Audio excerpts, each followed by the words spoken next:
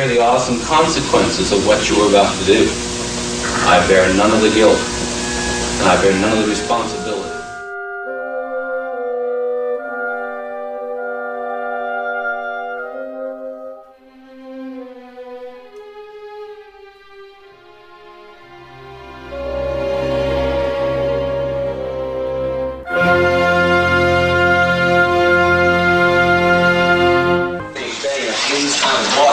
You understand? Just wait a minute. Just let it go. We're gonna go to the holding cell.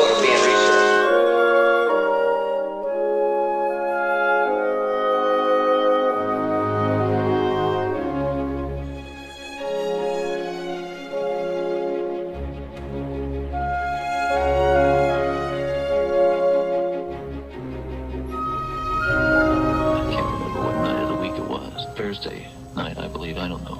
11 to 12, probably closer to 12, on a warm Seattle May night. I mean, I think it was clear. Weather had been fairly good. I was moving up the alley using a briefcase and some crutches, and a young woman walked down. I saw her round the north end of the block into the alley and stop for a moment and then keep on walking down the alley toward me. And about halfway down the block, I encountered her and asked her to help me carry the briefcase, which she did, and we walked back up the alley. Across the street, turned right on the sidewalk in front of, I think, the fraternity house on the corner there. Midway in the block, there used to be a parking lot there, dirt surface, no lights. And my car was... Reached the car. What happened was I knocked her unconscious with the crowbar. Where did you have that? By the car. Outside? Outside and back of the car. Did she see it? No. And then there were some handcuffs there, along with the crowbar. And I handcuffed her and put her in the passenger side of the car and drove away. Was she alive or dead? Oh, no, she was quite... she was unconscious, but she was very much alive. Went to the freeway. It's been a long time. Anyway, the freeway. She was conscious at this time. She'd regained consciousness at this time, basically. Well, there's a lot of incidental things that I'm just not getting, I'm not talking about that because they're just that incidental anyway. Well, barricade no of that road. Not then. There wasn't.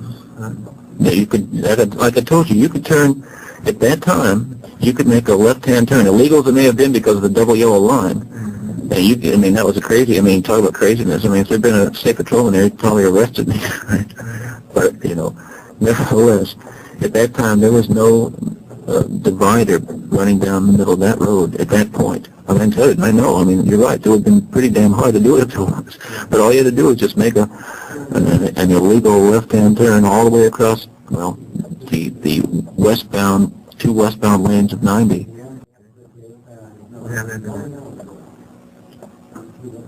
Well,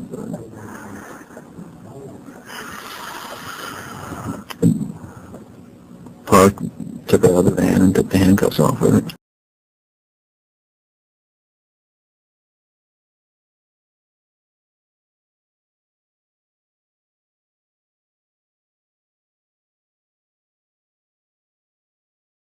Parked, took her out of the van and took the handcuffs off her. And, took her out of the car. And you driving what? A Volkswagen. Okay, you said van. That's it. Well, no, I'm sorry if it wasn't a... You said something before it was a van. Well, okay. Well, it wasn't. It was a Volkswagen, and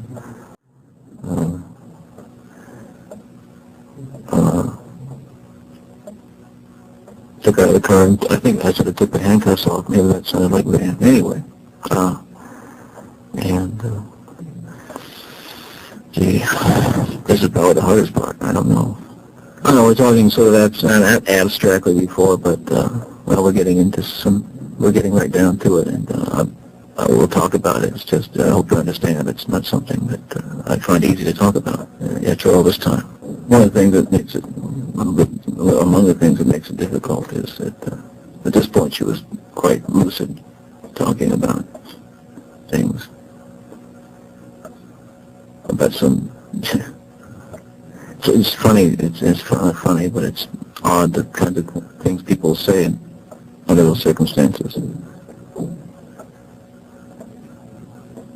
And she said that she thought that she had a Spanish test the next day, and she thought that I had taken her to help tutor me for a Spanish test.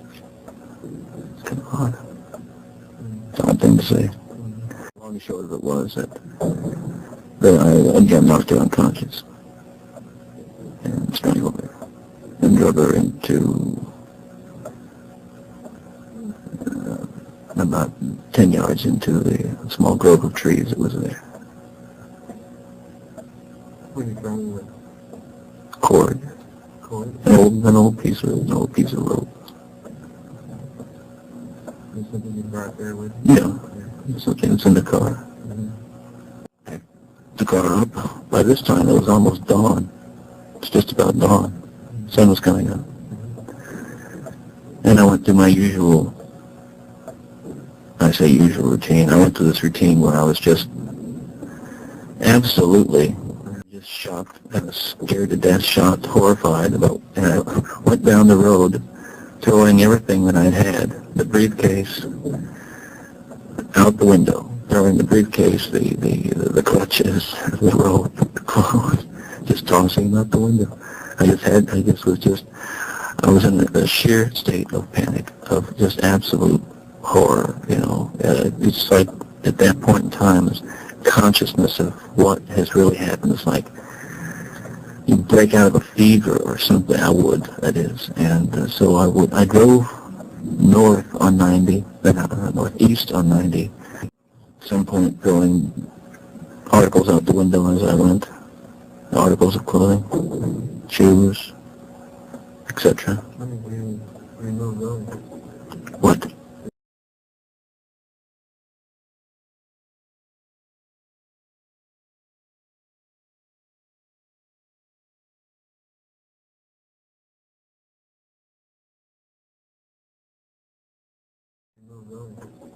What? That you floated?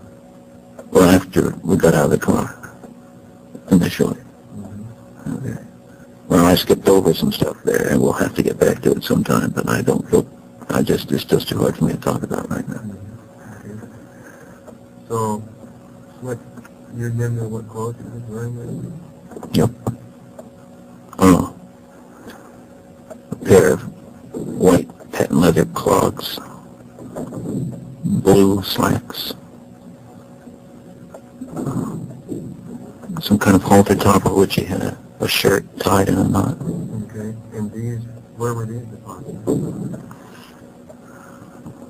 Along the roadside? Mm-hmm. I mean, well, not right along 90. Went east to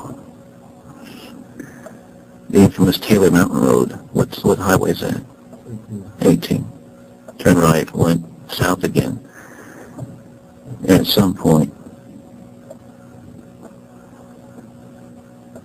south of Taylor Mountain, a lot of that stuff went out of the car, down embankments and what have you. Yeah. Pull out to do it? No, yeah, I would stop, pull over the side of the road, and this time it was pretty light, Yeah. and just tossed it out.